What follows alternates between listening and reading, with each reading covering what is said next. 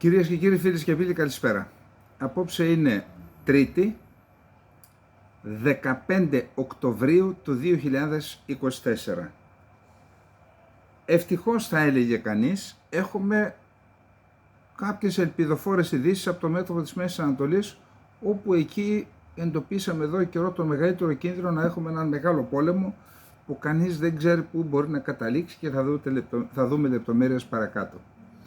Αυτά θα τα πούμε, θα είναι το τέταρτο θέμα της εκπομπής. Θα ξεκινήσουμε τώρα με τα δικά μας εδώ, τα ελλαδικά, μετά Κυπριακό, Τουρκία, Ισραήλ κτλ.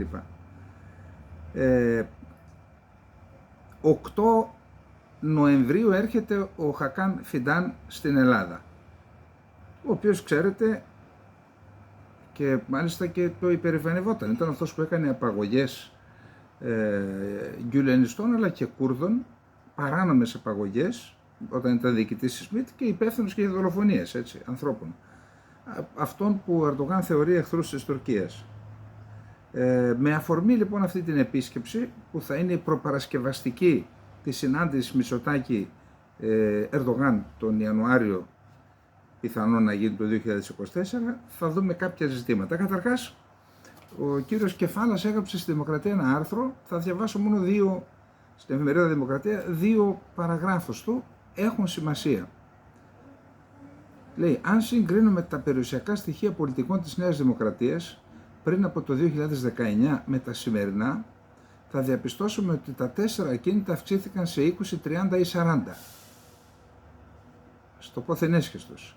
Οι φανερές τραπεζικές καταθέσεις των 4 μηδενικών ανέβηκαν στα 6 μηδενικά, ενώ σπανίως δημοσιεύονται τα ποσά που κατέχουν οι θείες στον Νίγηρα και το Μαλί. Εδώ αναφέρει το Γιάννο Παπαντονίου που λέει ότι τα λεφτά μου τα έφερνε η θεία μου. Γνωστή επίσης είναι η χρηματοδότηση του Κομμουνιστικού Κόμματος Ελλάδας από την Σοβιετική Ένωση και τον Τίτο, με σκοπό να προωθηθεί η πολιτική της Μόσχας στην Ελλάδα και να αποσχιστεί η Μακεδονία. Αυτό στηρίζεται σε όσα αναφέρουν οι συγγραφείς Κόντης, Βασίλειος Κόντης, Σπυρίδωνος Φέτας, Εμφύλιος Πόλεμος, έγγραφα από τα Ιουγκοσλαβικά και Βουλγαρικά αρχεία, Ελληνικός Βράς 2000, έκδοση. Εντάξει, δεν είναι, με ντοκουμέντα είναι αυτά. Αποκαλύψεις της MI5 για την περίοδο 1958-1960 στην Ελλάδα, σχετικά με την αποτροπή της Ένωσης με την Κύπρο. Αναφέρουν λοιπόν τα έγγραφα τα βρετανικά. Η CIA στην Αθήνα επιδίδεται σε παραγωγικές επιχειρήσεις, σε εισαγωγικά, η φύση των οποίων δεν μπορεί να αποκαλυφθεί, και επίσης διέπρεπε στο χρηματισμό των πλέον σημαντικών μελών της ελληνικής διοίκησης. Nigel West συγγραφέας, The Friends, εκδόσεις Weidenfeld and Nicholson, Λονδίνο 1988. Αυτά σε έγγραφα της MI5, έτσι. Ποια ήταν τα πλέον σημαντικά μέλη της ελληνικής διοίκησης που μισθοδοτούνταν από τη CIA μεταξύ των ετών 1958-1960, ώστε να αποτραπεί η Ένωση? Όλοι γνωρίζουμε ποια ήταν τα πλέον σημαντικά μέλη της ελληνικής διοίκησης εκείνη την περίοδο. Αυτά λοιπόν κρατήστε τα, δηλαδή η επιρροή δεν είναι γενική, έτσι γενικώς ασκούν επιρροή οι ξένες πρεσβείες και τα ξένα κράτη στην Ελλάδα. Υπάρχει και το χρήμα. Προσέξτε, είτε τους καλύπτουν να κλέβουν τον ελληνικό πλούτο και τους κρατάνε στο χέρι, είτε τους χρηματοδοτούν. Τα ντοκουμέντα τα είδατε πριν από λίγο. Πάμε να δούμε τώρα τι λέει η Γενική Διευθύντρια του ΕΛΙΑΜΕΠ, κυρία Γαβουνέλη. Έδωσε συνέντευξη στην ΕΡΤ. Ξέρετε, όλα αυτά είναι επιχειρήσεις προετοιμασίας της ελληνικής κοινής γνώμης. Γίνονται με επιστημονικό τρόπο από τα κρατικά και τα ελεγχόμενα μέσα μαζικής ενημέρωσης, ούτως ώστε να μας παρουσιάσουν την υποχώρηση ως επιτυχία. Έτσι, να το ξαναλέω, ούτως ώστε να μας παρουσιάσουν την εθνική υποχώρηση που προετοιμάζουν. Γι' αυτό και ο κύριος Γεραπετρίτης είπε, εγώ, λέει, ακόμα και αν χαρακτηριστώ μειοδότης, δηλαδή εθνικός μειοδότης, εγώ θα φέρω ειρήνη στην Ελλάδα. Δηλαδή, λέει ακριβώς αυτό που είπε ο Γιώργος Παπανδρέου, ότι και για μερικά μέτρα γης να αγοράσουμε ειρήνη. Κάπως έτσι το είπε στον Καναδά, μετά το αρνήθηκε. Εν πάση περιπτώσει, έχω το δημοσίευμα. Η κυρία Γαβουνέλη λοιπόν είναι γενική διευθύντρια του ΕΛΕΑΜΕΠ, καθηγήτρια νομικής στο ΕΚΠΑ, στο Εθνικό Καποδιστριακό Πανεπιστήμιο Αθηνών. Κυρία Μαρία Γαβουνέλη έδωσε λοιπόν συνέντευξη, την είδα τη συνέντευξη, στην ΕΡΤ και λέει, τον ρώτησε ο δημοσιογράφος για το εύρος των χωρικών υδάτων, πώς θα αρχίσουμε τη διαπραγμάτευση, είπε κάτι, κάτσε να δούμε από την αρχή τι είπε. Σήμερα τα χωρικά μας ύδατα στο Αιγαίο είναι στα 6 μίλια, στο Ιόνιο δηλαδή, από το ακροτήριο Τέναρο και δυτικότερα. Καταρχάς είπε ότι το θέμα αυτό δεν το χειρίζονται διπλωμάτες. Το χειρίζονται αποκλειστικά οι δύο Υπουργοί Εξωτερικών, με βάση οδηγίες που πήραν από Μητσοτάκη και Ερντογάν. Άρα, Γεραπετρίτης και Φιτάν, κανένας άλλος, αλλά εκτιμάει η κυρία και λέει, αναφερόμενοι στο εύρος των χωρικών υδάτων, σήμερα τα χωρικά μας ύδατα στο Αιγαίο είναι στα 6 μίλια, στο Ιόνιο δηλαδή, από το ακροτήριο Τέναρο και δυτικότερα. Είναι 12, είναι μια πολύ σημαντική εξέλιξη το γεγονός ότι αποφασίσαμε μια στιγμή ότι η χώρα δεν χρειάζεται να έχει ενιαίο εύρος αιγιαλίτιδας και επομένως σπάσαμε αυτή τη διαφορά. Δυτικά 12, ανατολικά 6. Προσέξτε, εδώ είναι το πονηρό. Το θεωρεί ως επιτυχία το γεγονός ότι η Ελλάδα με την πράξη αυτή στην ουσία δέχεται να μην έχει παντού 12 μίλια. Άρα με την επέκταση στο Ιόνιο ανοίξαμε την πόρτα για να μειώσουμε το εύρος στο Αιγαίο. Αυτό λέει στην ουσία και το παρουσιάζω ως επιτυχία. Προσέξτε. Γιατί σας είπα ότι όλα είναι πονηρά. Οι δύο Υπουργοί Εξωτερικών κρατάνε αυτήν τη διαπραγμάτευση πάρα πολύ κοντά τους, δηλαδή δεν διαρρέουν. Δεν έχουν επιτρέψει σε κανέναν άλλο να κάνει αυτή τη συζήτηση. Στην πραγματικότητα μιλάνε οι δυο τους. Νομίζω ότι αυτό που προσπαθούν να κάνουν είναι να δούνε αν μπορούν να περάσουν στην επόμενη μέρα, στην επόμενη φάση. Εδώ προσέξτε. Βλέποντας ότι όταν οι ΗΠΑ διαχειριζόντουσαν το Κυπριακό, κρατούσαν πρακτικά, προσέξτε, όχι μόνο για αυτά που λεγόντουσαν μεταξύ των συνομιλητών, του Αμερικανού και του Έλληνα ή του Ελλαδίτη ή του Τούρκου, του Κύπρου ή του Τούρκου, λέει μέχρι και τις γκριμάτσες έγραφαν στα πρακτικά. Εδώ μιλάει ο Γεραπετρίτης με το Φιντάν. Κρατάει κανένας πρακτικά? Γιατί αν είσαι κανονικό κράτος πρέπει να κρατούνται πρακτικά. Δεν κατάλαβα. Δηλαδή, τι θα αφήσουμε στις επόμενες γενιές? Ποιος τα είπε, ποιος τα έκανε, πού, πώς φτάσαμε κάπου? Και τι θα αφήσουμε και στην ιστορία? Μόνο ερείπια? Πάμε παρακάτω. Κυρία Γαβουνέλη συνεχίζει. Όταν κάνεις διαπραγμάτευση, κάνεις και υποχωρήσεις. Και η μία πλευρά και η άλλη. Προσέξτε. Κάνεις υποχωρήσεις και η μία πλευρά και η άλλη. Ας πάρουμε την τουρκική πλευρά. Από πού θα κάνει υποχωρήσεις? Δηλαδή τι θα κερδίσει η Ελλάδα? Κάτι που δεν δικαιούται με βάση το διεθνές δίκαιο, έτσι. Δηλαδή η Τουρκία πρέπει να υποχωρήσει από κάτι που έχει, όχι από κάτι που διεκδικεί εκτός διεθνούς δικαίου, διότι τότε θα μπορούσε να διεκδικήσει και το Ιόνιο και να πει, παιδιά, εντάξει, δεν θέλω το Ιόνιο, πάμε, είναι αμοιβαία υποχώρηση. Μπορεί να σας φαίνεται υπερβολικό, αλλά ακριβώς έτσι είναι. Ό,τι διεκδικεί η Τουρκία δεν ερίζεται στο διεθνές δίκαιο. Διεθνές δίκαιο είναι ο χάρτης της Σεβίλης. Τι είναι ελληνικό όσον αφορά την ΑΟΣ και την Εφαλοκρηπίδα? Ξεχάστε τα όλα τα άλλα. Όλα τα άλλα, εδώ, οι τζιτζιφιόγκοι, πολιτικοί και άλλοι, το κολονακίου, αυτοί προσπαθούν να μας φορέσουν θέσεις στο Αιγαίο. Οι ξένοι γραφειοκράτες και επιστήμονες έβαλαν το χάρτη της Σεβίλης για την Ευρώπη, όχι μόνο για την Ελλάδα, και αυτά είναι τα όρια μας. Τώρα αυτοί πάνε να τεμαχίσουν.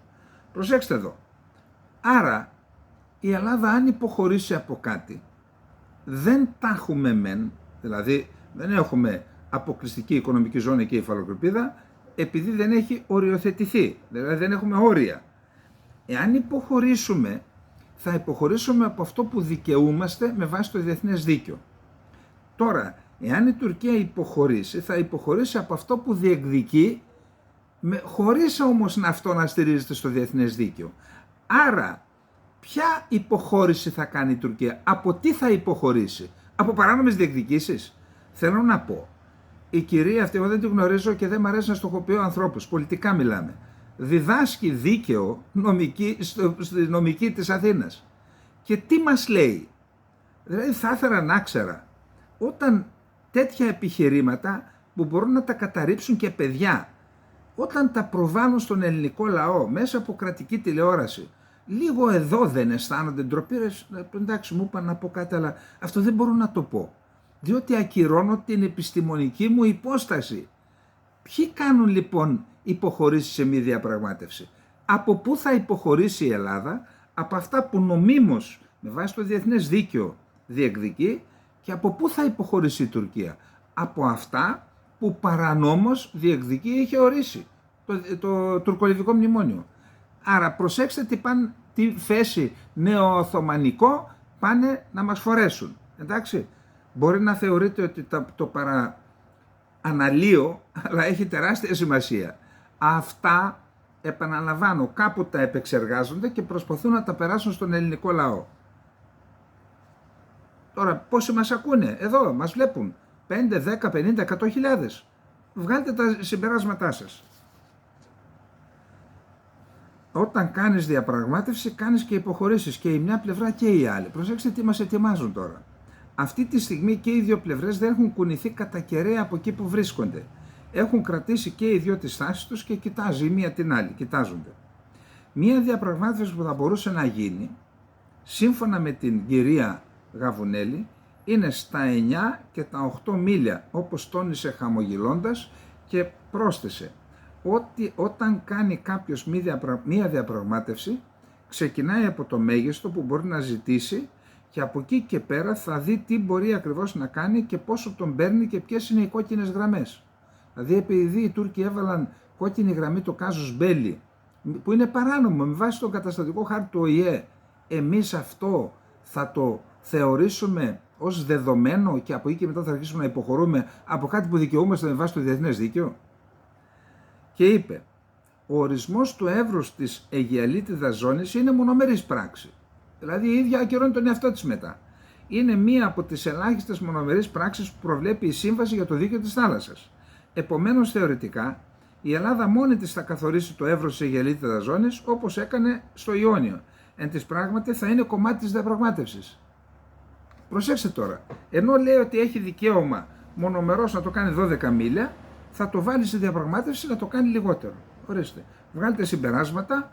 Το ΕΛΙΑΜΕΠ το πληρώνει το ελληνικό κράτος για να εμείς δηλαδή φορολογούμενοι, για να υπερασπίζεται τα εθνικά μας συμφέροντα, την εθνική μας κυριαρχία και τα κυριαρχικά μας δικαιώματα. Εντάξει.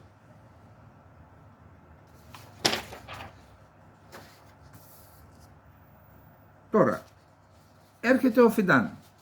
Προσέξτε τι έχει προηγηθεί. Στο Συμβούλιο Εθνικής Ασφάλειας της Τουρκίας, 3 Οκτωβρίου, στην ουσία μας απείλησε το Συμβούλιο Εθνικής Ασφάλειας. Και τι είπε? Σημειώθηκε ότι η Τουρκία στο Συμβούλιο, είναι στην επίσημη ανακοίνωση, δεν θα επιτρέψει να γίνει κατάχρηση της ειλικρινούς της προσέγγισης, σε εμάς τα λέει αυτά, και των προσπαθειών της για την καλλιέργεια εδάφους συνεργασίας μέσω της εγκαθίδρυσης μόνιμης σταθερότητας και ειρήνης στη Μεσόγειο και το Αιγαίο Πέλαγος. Τονίστηκε ότι η καλύτερη επιλογή είναι η δράση με κοινή λογική. Μας λέει δηλαδή να είστε καλά παιδιά, δεν θα σας επιτρέψουμε, και να φερθείτε λογικά. Η πρώτη προειδοποίηση είναι αυτή. Πάμε παρακάτω. Επιστρέφοντας από το Βελιγράδι ο Ερντογάν, εδώ ξέρετε έγινε, όταν μεταφράζουμε από τα ξένα, δεν κάνουμε μετάφραση, πρέπει να κάνουμε και απόδοση.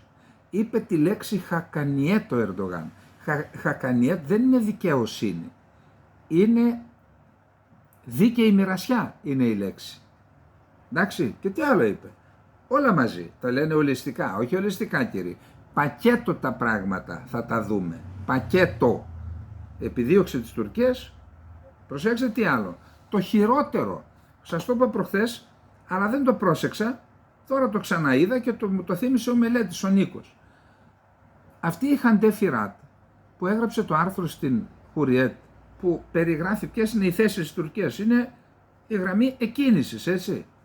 Στα κουλουάρ που λέγαμε κάποτε που τρέχαμε. Τι λέει? Επικαλείται ανώτατες διπλωματικές πηγές και έχει φωτογραφία το Φιντάν. Ξέρετε τι μας λέει? Ότι αυτά τα είπε ο Φιντάν. Τι είπε? Για προσέξτε να τα δούμε ξανά. Ξέρω ότι τρώμε χρόνο από τα υπόλοιπα, αλλά έχει σημασία. Η Φιράτ. Δεν υπάρχει αλλαγή στις θέσεις των δύο χωρών. Το είπαμε αυτό. Δεν μπορεί να περιοριστούν οι διαφορές στο Αιγαίο σε ένα μόνο θέμα. Η συντριπτική πλειονότητα των θαλασσίων και αεροπορικών προβλημάτων είναι νομικά διασυνδεδεμένα, αλληλένδετα. Είναι νομική ανάγκη να αντιμετωπιστούν αυτά τα ζητήματα από κοινού. Πακέτο δηλαδή. Όλα. Η Άγκυρα θεωρεί μία μόνιμη συνολική και δίκαιη λύση σύμφωνα με το διεθνές δίκαιο σε διαφορές όπως τα χωρικά ύδατα και το εύρος του εναέριου χώρου. Γιατί να τη ρωτήσουμε την Τουρκία για τα χωρικά μας ύδατα? Αυτό μας λέει. Γεωγραφική σχηματισμοί αβεβαίου καθεστώτος, νησιά βραχονησίδες, εξοπλισμός νησιών με μη στρατιωτικό καθεστώς και διαχείριση του FIR. Αυτά λοιπόν, για αυτά θέλει μόνιμη και δίκαιη λύση. Για αυτά, προσέξτε. Χωρικά ύδατα, δεν έπρεπε να τη ρωτήσουμε καν. Θέλει δίκαιη λύση, είναι ο δίκαιος μοιρασμός, το Χακανιέτ, η αρχή του Χακανιέτ. Και εδώ μας το παρουσίασαν ως δικαιοσύνη. Όχι, η δικαιοσύνη είναι δίκαιη.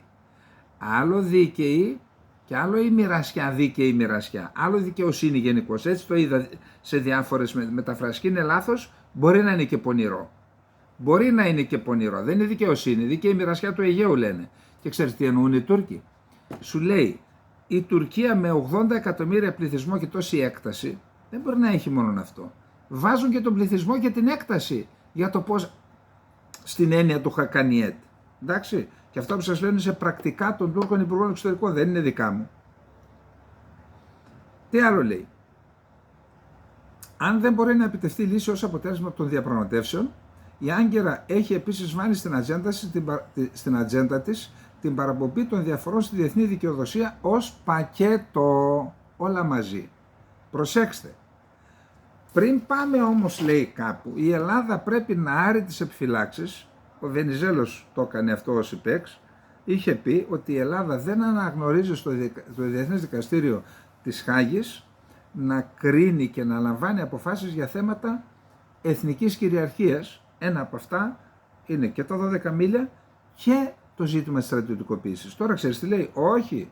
Για να πάμε εκεί θα άρετε αυτήν την επιφύλαξη και θα αποφασίσει το δικαστήριο αν τα νησιά που η Τουρκία λέει ότι δεν μας ανήκουν, αν είναι ελληνικά ή δεν είναι και είναι τουρκικά. Για να καταλάβετε το παράθυρο ευκαιρίας, βρε κουτά, που μας λέει ο Γεραπετρίτης. Το παράθυρο ευκαιρίας. Πάμε.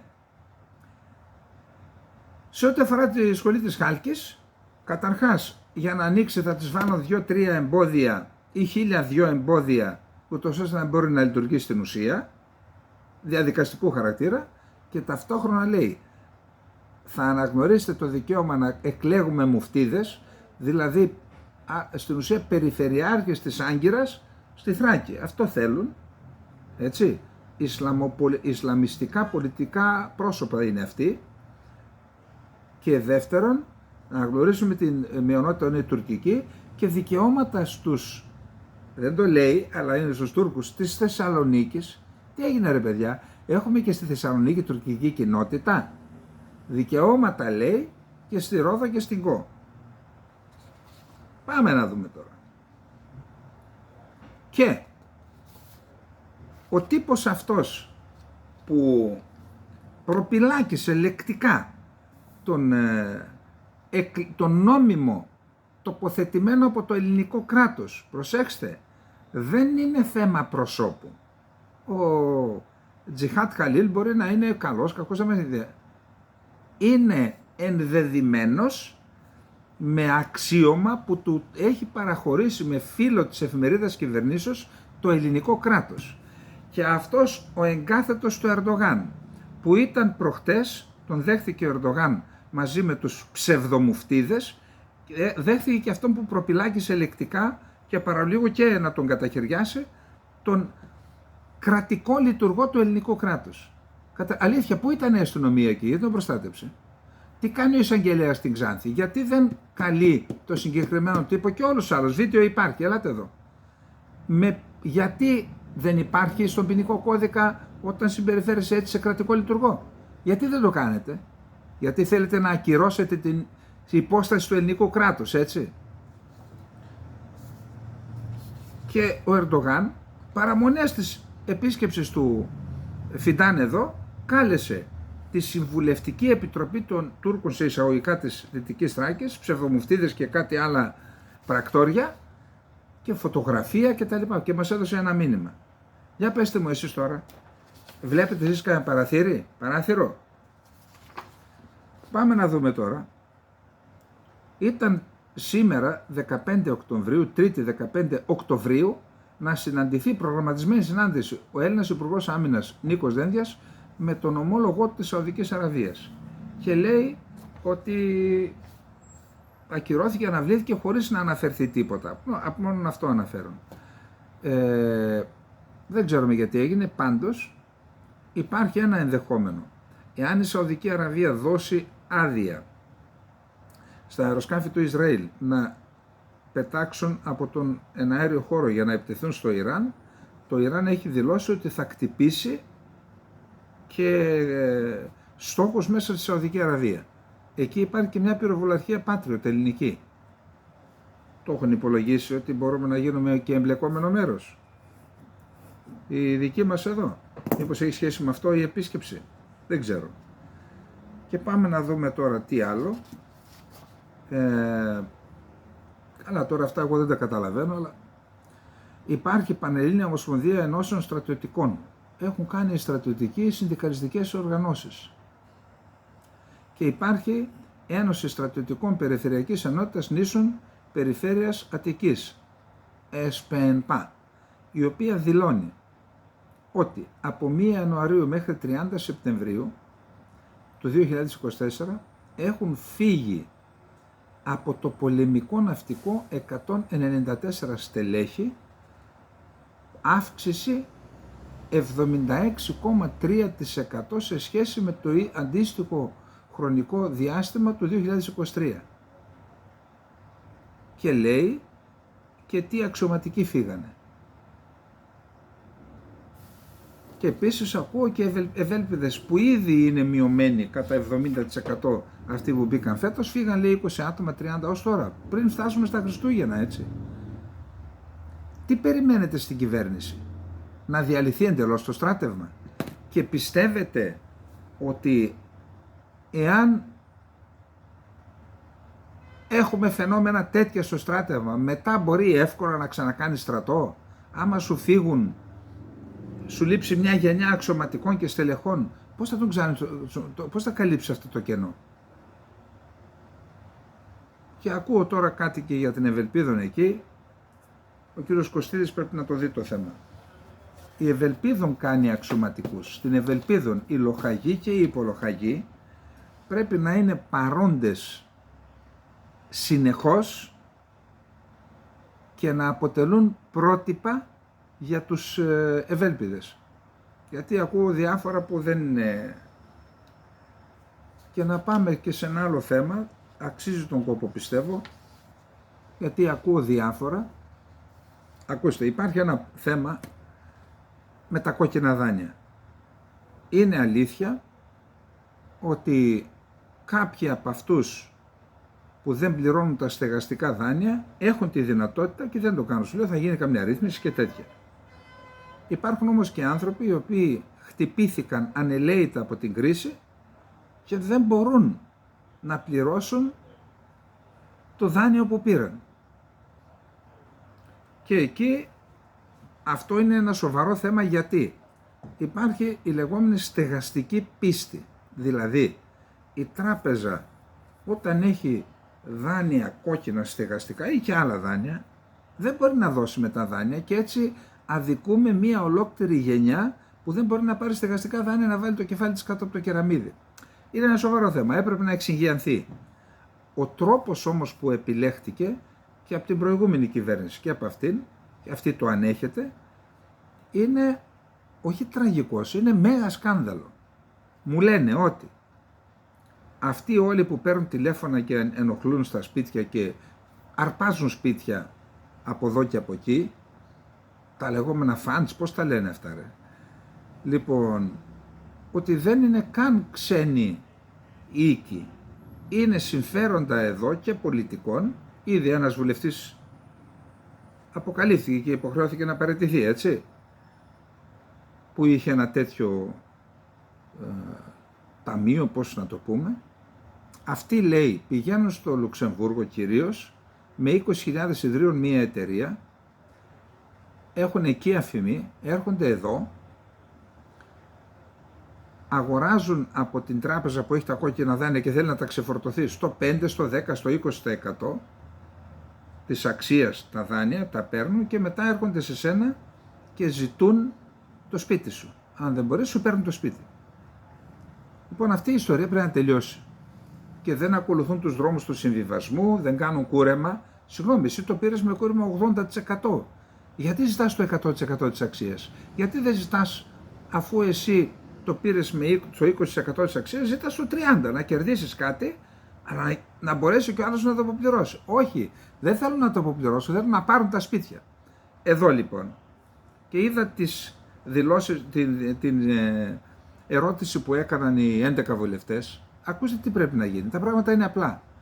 Όλες οι εταιρείες που δραστηριοποιούνται να αναρτηθούν στο διαδίκτυο της διαφάνειας, της διάβγειας, δεν ξέρω πού.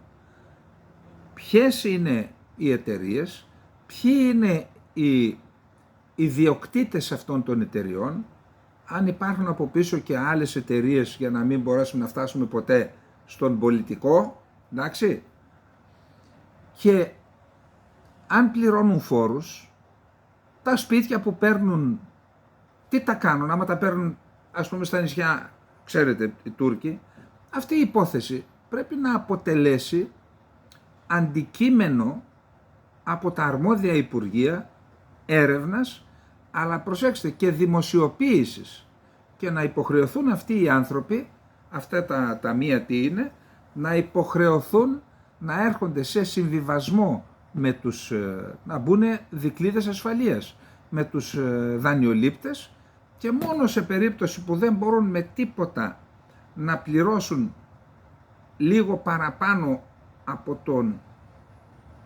από την έκπτωση που πήραν, από το κούρεμα που πήραν οι ίδιοι από τις τράπεζες, τότε ας τους πάρουν το σπίτι. Εν πάση περιπτώσει. Όχι όμως να γίνεται αυτή η λαιλασία. Δεν υπάρχει, αυτό είναι τεράστιο έγκλημα που γίνεται στην Ελλάδα.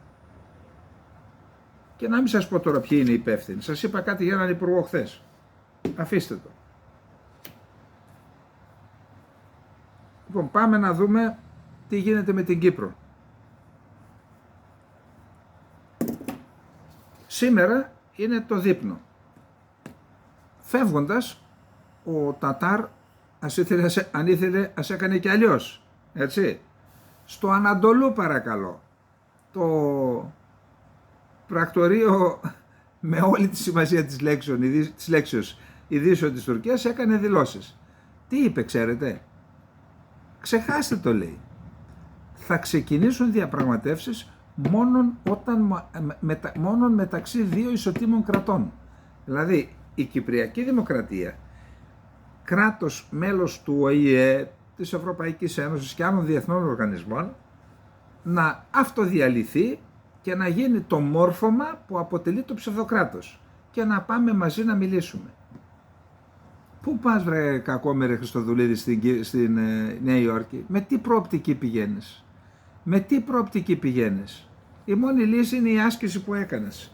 Του χρόνου κάντε την πιο επιθετική και του παραχρόνου πιο επιθετική. Και μετά κάνε και μια δήλωση. Και δώσε και ένα χρονικό ορίζοντα. Όχι σαφή, ασαφή. Ότι αν το επόμενο διάστημα δεν, θα δοκιμάσουμε, το καλό το παλικάρι ξέρει και άλλο μονοπάτι. Για κάνε αυτή τη δήλωση.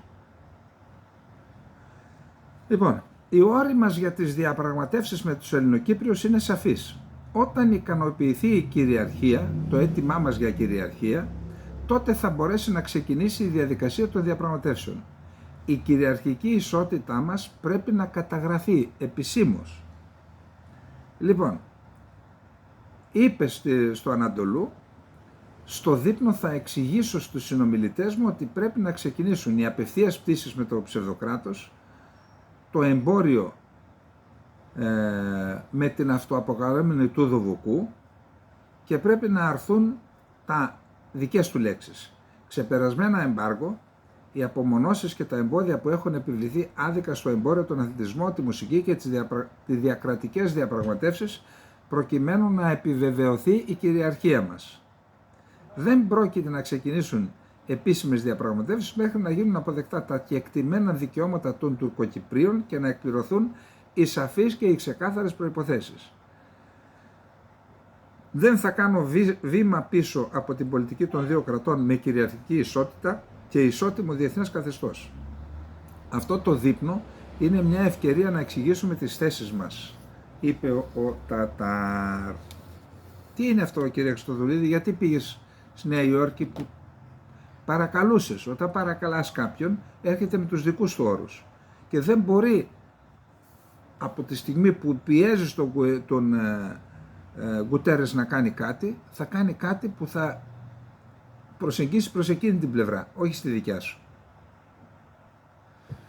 Πάμε λίγο στην Τουρκία. Η Τουρκία δεν κάθεται στα καλά της. Έκανε διάσκεψη για το μέλλον της Παλαιστίνης στην Άγκυρα. Εκεί ένας από αυτούς που έδωσαν το παρόν ήταν ο Υπουργός Εξωτερικών της Ιορδανίας και ήταν και κανένα δυο άλλοι υπουργοί, υφυπουργοί για θέματα τέτοια που συμμετείχαν. Και εκεί ο Φιντάν λέει τελείωσε η διπλωματία, πρέπει να πάρουμε άλλα μέτρα εναντίον του Ισραήλ και είπε ότι πρέπει να επιβληθούν κυρώσεις σε όσους υποστηρίζουν το Ισραήλ. Σε αυτούς δεν καθόρισε στρατιωτικά ή όχι, γενικώς. Σε αυτούς πρέπει να βάλουμε την Ευρωπαϊκή Ένωση που το στηρίζει, την Ελλάδα, την Κύπρο. 20 μέρες, 25 μέρες πριν έρθει στην Ελλάδα. Λέει να μας τιμωρήσει ο Φιντάν. Να μην πω τι πρέπει να φτύσει. Δεν μας έμεινε κάτι άλλο να πούμε διπλωματικά. Πολιτικά τελειώσαμε με αυτά. Χρειαζόμαστε άλλα εργαλεία. Πρέπει να προχωρήσουμε σε κυρώσεις. Η διεθνής κοινότητα πρέπει να λάβει νομικά μέτρα. Πρέπει να μποϊκοτάρουμε το Ισραήλ, το οποίο δεν πρέπει πλέον να λαμβάνει καμία υποστήριξη σε κανέναν τομέα. Διαφορετικά το Ισραήλ θα συνεχίσει τη γενοκτονία και τις σφαγές στη Γάζα, γιατί αυτή τη στιγμή δεν πληρώνει οικονομικό, πολιτικό ή στρατιωτικό κόστος, τίμημα. Και εξέφρασε ανησυχία ότι η προσοχή της διεθνούς κοινότητας απομακρύνεται από τη Γάζα και πηγαίνει στο Λίβανο. Και όσοι υποστηρίζουν το Ισραήλ πρέπει επίσης να πληρώσουν το τίμημα για να καταλάβουν ότι υπάρχουν όρια σε αυτά που κάνουν. Η ίδια η Τουρκία είτε έτσι συνεχίζει τις εμπορικές σχέσεις με το Ισραήλ ύψους δισεκατομμυρίων, έτσι. Αυτά τώρα είναι και για τα μάτια του κόσμου. Πάμε να δούμε τώρα στο τέταρτο θέμα, εκεί που σας είπα που υπάρχουν τα ελπιδοφόρα μηνύματα. Λοιπόν, ακούστε. Είχαμε τηλεφωνική συνομιλία Biden-Νετανιάχου και σας είπα προχτές ότι δεν ακούστηκε τίποτα. Τώρα άρχισαν να βγαίνουν τα χαμπέρια, να πω μια αραβική λέξη, δεν είναι τουρκική, νομίζω ότι είναι αραβική. Καταρχάς, ο Biden απείλησε τον Νετανιάχου ότι αν δεν κάνει κάτι με την Γάζα, σε 30 μέρες θα εφαρμοστεί εμπάργο όπλων. Και αυτό έρχεται, να σας πω κάτι, ναι, νιώθω, δεν λέω υπερηφάνεια, τώρα δεν είναι για υπερηφάνεια, αλλά νιώθω καλά που προβλέψαμε πριν από 3 μέρες, νομίζω ήταν και τίτλος στην εκπομπή μας που είπαμε, ότι αν συνεχιστούν οι επιθέσεις θα τελειώσουν τα πυρομαχικά, αντιαεροπορικά και αντιπυραυλικά του Ισραήλ. Έρχονται τώρα, θα τα δείτε μετά. Και αν σου βάλει και εμπάργο η Αμερική, τελείωσες. Έχουν τόσα πολλά πυραυλικά συστήματα, αποθέματα, η Χαμάς, το Ιράν και οι άλλοι που είναι στο κόλπο, που το Ισραήλ θα είναι ανυπεράσπιστο πλέον. Το είπαμε εδώ, υπάρχει και ως τίτλος σε μια εκπομπή μας νομίζω. Και κάποιος έγραφε από κάτω, ξέρετε, η οπαδική λογική δεν σε αφήνει να σκεφτείς καθαρά. Μα αυτά τα κατευθυνόμενα βλήματα δεν είναι βλήματα που βγαίνουν μέσα από μηχανές, δηλαδή βάζεις χάλιβα ή τι βάζουν, βγαίνει το σώμα, μετά κολλάς τον πυροκροτή, τον πυροσωλήνα και όλα αυτά και το... Όχι, δεν είναι έτσι. Υπάρχουν μικροκυκλώματα που θέλουν μακροχρόνια διαδικασία είναι για να κάνεις ένα βλήμα. Γι' αυτό και κάνουν 3, 4, 5 εκατομμύρια. Εδώ λοιπόν τελειώνουν αυτά τα πυρομαχικά. Ήδη τελειώνουν, ήδη έχει πρόβλημα. Και λέει η Αμερική, πίεσε και τι του είπε. Θα δείτε τι λέει και ο Ουάσιγκτον Post για το θέμα στον Νετανιάχου. Κοίτα, δεν θα χτυπήσεις πετρελαϊκά, γιατί αν χτυπήσεις πετρελαϊκά και ανέβει το πετρέλαιο, αυτό θα έχει επίπτωση στον τιμάριθμο, θα αυξηθούν προϊόντα και θα επηρεαστούν οι εκλογές και θα χάσει η Κάμαλα Χάρις. Για προσέξτε, σε ένα μήνα αν τελείωσε ό,τι να κάνεις κάτω σε ένα μήνα, μετά από ένα μήνα σου κόβω τα πυρομαχικά. Και μην χτυπήσεις πετρελαϊκά. Αφού πρώτα τον έπεισαν να μην χτυπήσει πυρηνικά, τώρα δεν θα χτυπήσει και φέρεται ο Νετανιάχου να υποσχέθηκε ότι δεν θα χτυπήσει μη στρατιωτικούς στόχους. Επίσης, είναι ο διοικητής της Shin Bet, Υπηρεσία Εσωτερικής Ασφάλειας στο Ισραήλ, στο Κάιρο και μιλάει με τον ομόλογο, τον διοικητή Υπηρεσίας Πληροφοριών της Αιγύπτου. Και εκεί γίνεται μία δια της τεθλασμένης διαπραγμάτευσης του Ισραήλ με το Ιράν. Και λέει το Ιράν, μην χτυπάς, αν δεν κάνεις διευρυμένη επιχείρηση εναντίον μας, εμείς θα θεωρήσουμε το θέμα λήξαν, δεν θα ξαναεπιτεθούμε. Άρα και αυτό είναι ένα θέμα που σχετίζεται με αυτά που ήρθαν από την Ουάσιγκτον, έτσι. Αυτά λοιπόν είναι τα νέα που θεωρώ ότι μας επιτρέπουν να φιλοδοξούμε, αν και όσο υπάρχουν οι δύο υπουργοί ακραίων απόψεων, Μπεν Γκβίρ και Μπεζαλέλ Σμότριτς, στην κυβέρνηση του Νετανιάχου, δεν ξέρεις τελικώς τι μπορεί να γίνει. Δηλαδή αν δεν συμφωνήσουν, αν είναι να πέσει η κυβέρνηση, μπορεί να κάνει κάτι άλλο. Εγώ τις πληροφορίες διασταυρωμένες σας μεταφέρω. Κατά τα άλλα, ο Νετανιάχου συνεχίζει να ζητάει την αποχώρηση της ειρηνευτικής δύναμης του ΟΗΕ από τον νότιο Λίβανο. Ο ΟΗΕ δηλώνει ότι θα παραμείνουν εκεί οι ειρηνευτικές δυνάμεις. Κάποιος λέει δεν καταδίκασες, λέει, την επίθεση του Ισραήλ. Συγγνώμη, τι είμαι εγώ κυβέρνηση είμαι για να καταδικάζω. Εγώ σας παρουσιάζω και μάλιστα είπα χθες και σε αυτό το βίντεο είπα μάλλον θέλουν να τους διώξουν για να κρατήσουν την περιοχή για μεγάλο χρονικό διάστημα, ίσως και για πάντα. Προσάρτηση. Δηλαδή, είναι εκτίμηση έκανα. Τι να πω δηλαδή, καταδικάζω. Τι είμαστε εμείς, είμαστε κράτος να καταδικάζουμε. Δηλαδή δεν σας αρέσει που προσπαθούμε να παρουσιάσουμε με ισορροπία όσο μπορούμε να έχετε μια εικόνα και να βγάζετε εσείς τα συμπεράσματα. Και καταδικάστε με τους φίλους σας. Εσύ μου έμαθα αυτό και αυτό και αυτό από εμάς που είναι έγκυρο, πιστεύουμε. Εκεί λοιπόν και αυτό δεν το έκανα σωστά και τους καταδικάζω. Πέστε στην παρέα σας εδώ. Εμείς δεν κάνουμε τέτοια. Τέλος πάντων. Δεν είναι αυτός ο ρόλος μας. Πάντως υπάρχει και οι Ιρανοί και οι Χεσμολάχ μιλάνε και για κατάπαυση του πυρός τώρα που μιλάμε σήμερα. Ο Νετανιάχου φυσικά θα κάνει το κτύπημα στο Ιράν, θα δούμε παρακάτω τι λένε, και θα κάνουν και ένα κτύπημα στη Χεσμολάχ, γιατί η Χεσμολάχ όντως τελευταίες μέρες δεν είναι μόνο το κτύπημα με τους 4 νεκρούς στρατιώτες και τους 67 τραυματίες, είχαν και χτυπήσαν και βάσεις, στέλνουν εκατοντάδες πλέον μη επανδρομένα αεροσκάφη, 240 μου φαίνεται στείλαν χθες. Και δεν έχουν πυρομαχικά να τα καταστήλουν. Σου στείλει άλλος ένα μη επανδρομένο αεροσκάφος $10.000 και εσύ στέλνεις έναν πύραυλο που κάνει 100.000, 200.000 ή και $1 εκατομμύριο. Μέχρι πού θα πάει αυτό. Λοιπόν, πράσινο φως στα σχέδια από τον Νετανιάχου. Τα σχέδια του Ισραηλινού πλήγματος στο Ιράν ενέκρινε ο Νετανιάχου. Συγκάλεσε Συμβούλιο ασφάλειας χθες στις 8:30 το απόγευμα στο στρατιωτικό αρχηγείο Κύριας στο Τελ Αβίβ. Και είπε όσον αφορά την Χεσμολάχ, θέλω να το ξεκαθαρίσω, θα συνεχίσουμε να χτυπάμε αναλύητα τη Χεσμολάχ σε όλα τα μέρη του Λιβάνου και στη Βηρητό. Ενώ υπάρχει δημοσίευμα, το δούμε μετά, που λέει ότι δέχθηκαν παρενέσεις από τις ΗΠΑ να σταματήσουν να χτυπούν με τέτοια ένταση τη Βηρητό. Και εκεί κάτι έχει γίνει. Το Λίβανο, όχι μόνο το Βηρητό. Ο Μπεν Γκβίρ, αρχηγός κόμματος ακροδεξιού και υπουργός Εθνικής Ασφάλειας. Τώρα έχουμε την ευκαιρία να κόψουμε το κεφάλι του φιδιού χτυπώντας το Ιράν.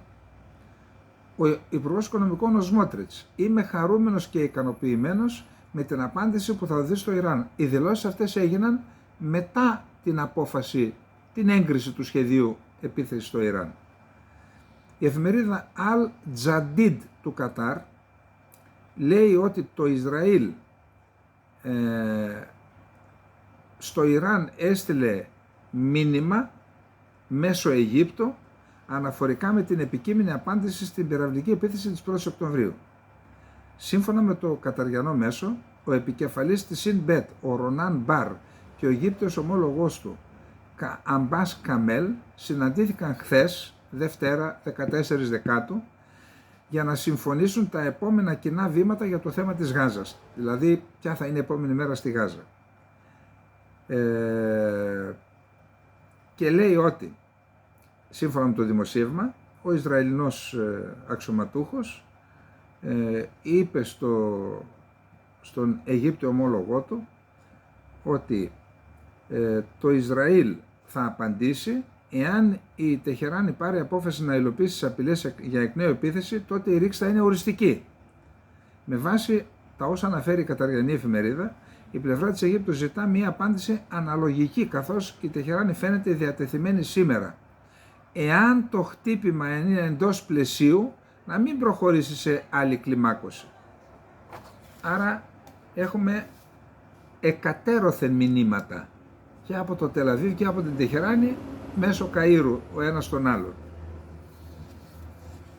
Ο Γκάλαντ άλλαξε την χθεσινή δήλωσή του και έβγαλε το εμφατική. Είπε ότι η επίθεση, η απάντηση στο Ισραήλ θα είναι θανάσιμη και ακριβής. Χθες ήταν και το εμφατική. Από χθες το απόγευμα δεν υπάρχει σήμα GPS γύρω από την έδρα του Υπουργείου Άμυνας στο Τελαβίβ για να αντιμετωπιστούν πιθανές επιθέσεις και από τη Χεσμολάχ αλλά και από το Ιράν.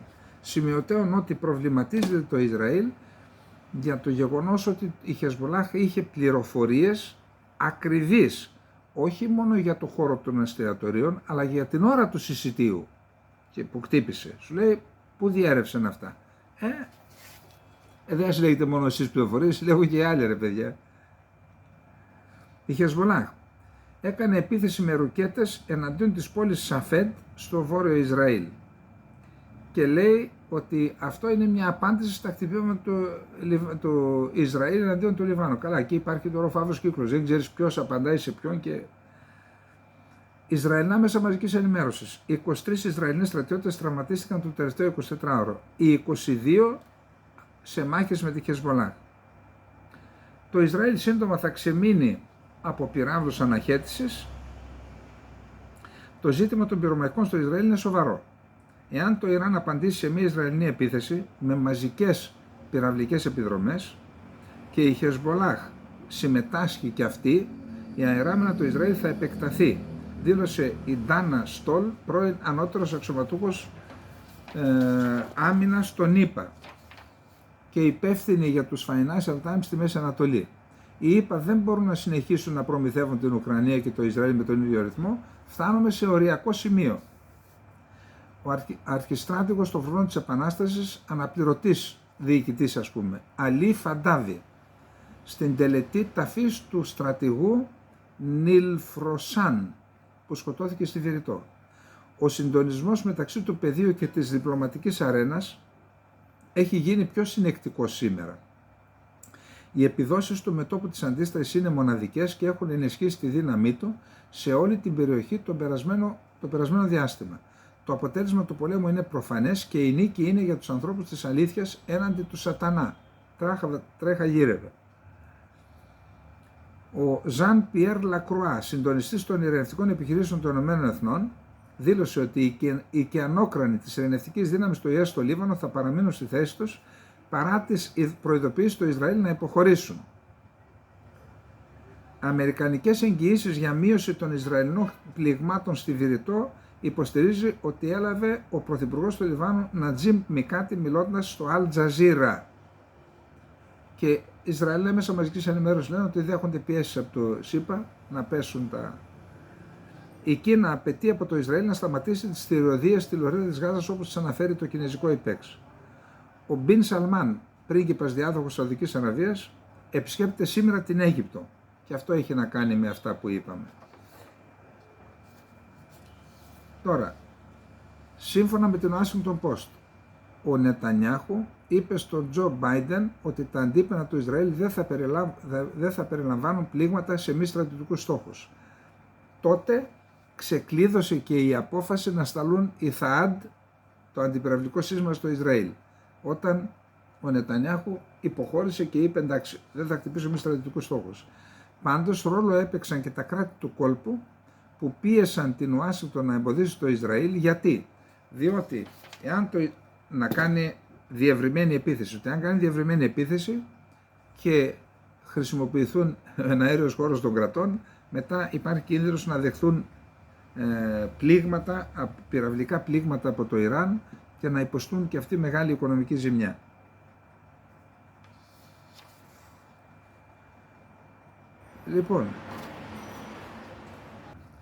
Λοιπόν, πάμε να δούμε τώρα αυτό το θέμα των πυρομαχικών, ενώ των πυράβλων του αντιπυραυλικού συστήματος του Ισραήλ.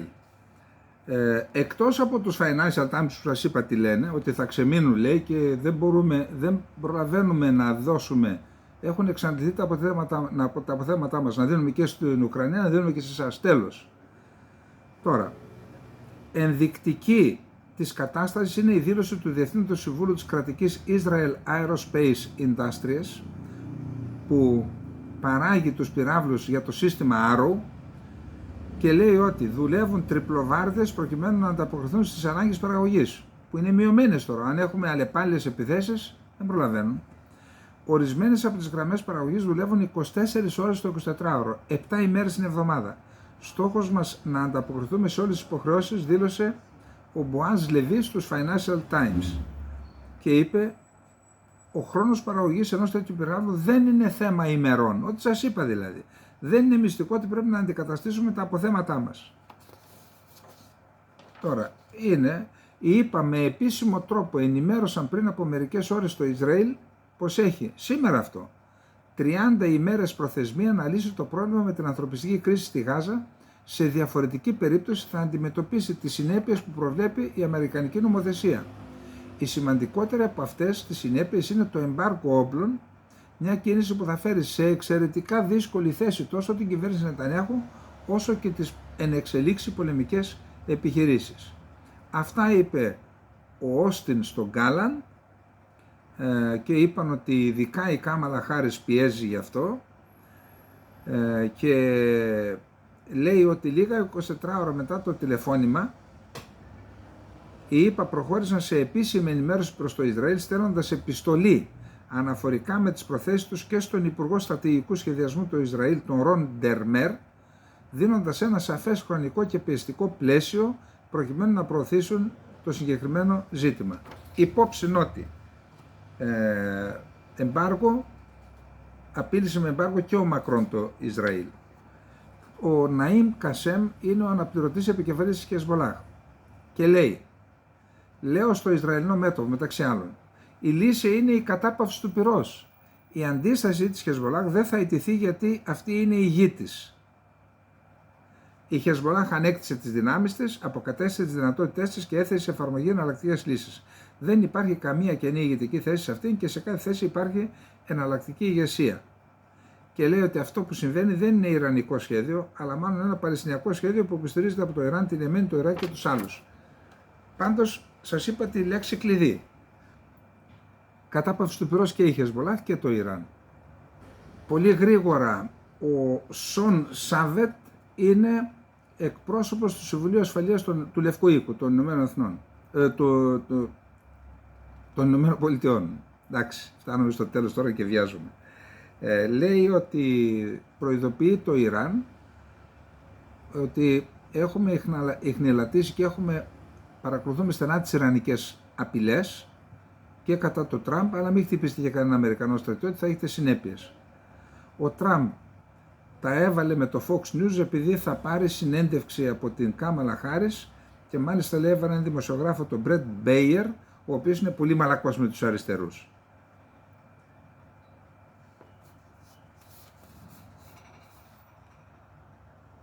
Και σε ξεχωριστή ανάρτηση ο Τραμπ ισχυρίστηκε ότι ο εκπρόσωπος της Χάρις, Ιαν Σάμς, ουσιαστικά ελέγχει το Fox και έριξε βολές κατά πολλών στελεχών του Fox News.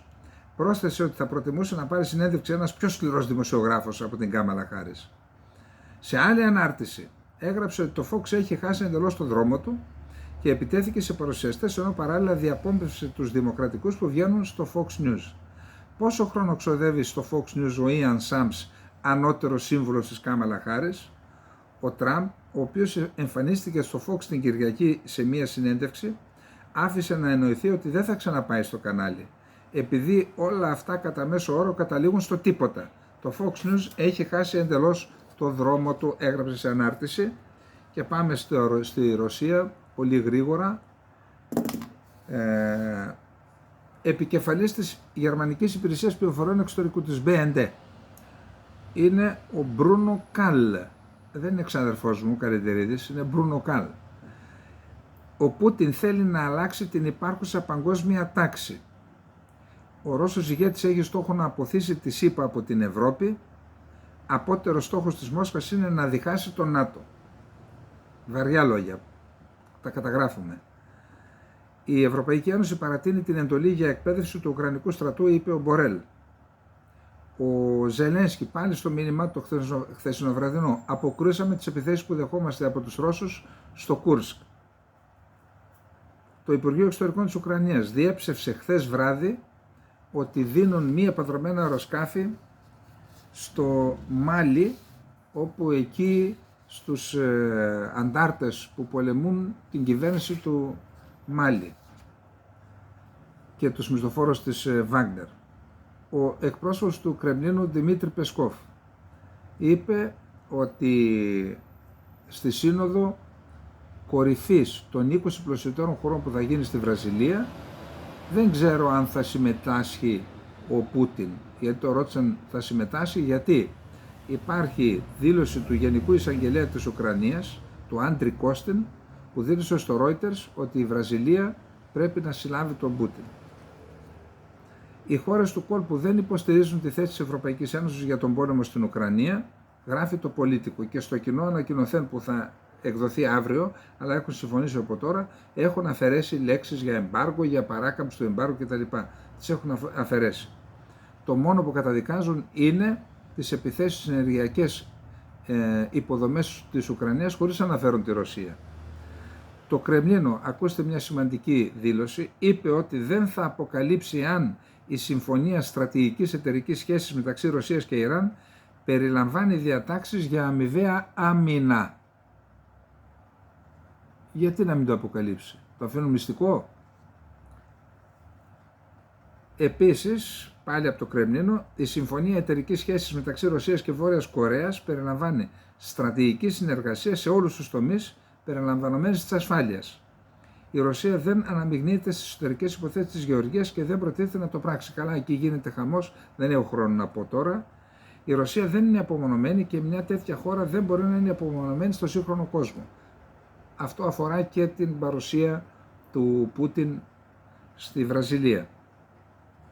Για δεύτερη μέρα οι ρωσικές αεροδιαστημικές δυνάμεις βομβαρδίζουν με αεροπορικές επιδρομές τα προπύργια της οργάνωσης Hayat Tahrir al-Sham στην επαρχία Ιντλίμπ της Συρίας. Ρωσία και Πακιστάν ξεκίνησαν χθες τις ετήσιες κοινές στρατιωτικές ασκήσεις Φιλία 2024, που είναι κυρίως αντιτρομοκρατικές αλλά στρατιωτικές ασκήσεις. Η Ρωσία και η Κίνα υπόσχονται να ενισχύσουν τους στρατιωτικούς τους δεσμούς. Είναι ο Υπουργός Άμυνας εκεί, στην Κίνα.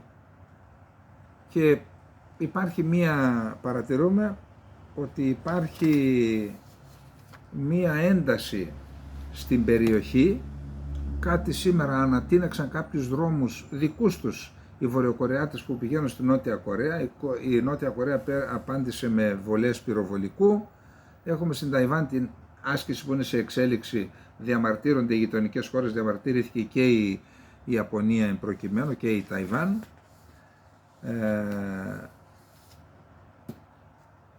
Που σημαίνει ότι έχουμε Ταϊβάν και Κορεατική Χερσόνησο, φαίνεται ότι υπάρχει μια τάση επέκτασης ή ενοποίησης του μετώπου Ουκρανία, Ρωσία, Μέση Ανατολή και Ασία Ειρηνικού. Επικίνδυνο είναι και αυτό, για να μην πάμε στην τρέλα. Ο Μαρκ Ρούτε πήγε στη Γερμανία και είπε το μήνυμα προς τον Πούτιν είναι ότι θα συνεχίσουμε, θα κάνουμε ό,τι είναι απαραίτητο για να διασφαλίσουμε ότι δεν θα του περάσει, ότι η Ουκρανία θα νικήσει. Πρώτη επίσκεψη από τότε που ανέλαβε στη Γερμανία, στο στρατηγείο του ΝΑΤΟ στο Wiesbaden, όπου εκεί δημιουργείται ένας μηχανισμός συντονιστικός για την βοήθεια στην Ουκρανία. Μέχρι τώρα συντονιστής ήταν οι ΗΠΑ, τώρα το στέλνουν εκεί σε περίπτωση που μπει ο Τραμπ να μην μπορεί να εμποδίζει. Το Υπουργείο Άμυνας της Ταϊβάν ανακοίνωσε σήμερα ότι το τελευταίο 24ωρο εντόπισε 153 κινέζικα πολεμικά αεροσκάφη να επιχειρούν γύρω από το νησί. Λοιπόν, αυτά είχαμε να πούμε για απόψε. Είπαμε θα περιορίσουμε όσο μπορούμε την εκπομπή. Έχουμε γερό δελτίο κάναμε, πιστεύω, εννοώ έχει ψαχνό και για γνώση και για προβληματισμό. Λοιπόν, καλή νύχτα, να είστε όλοι και όλοι καλά.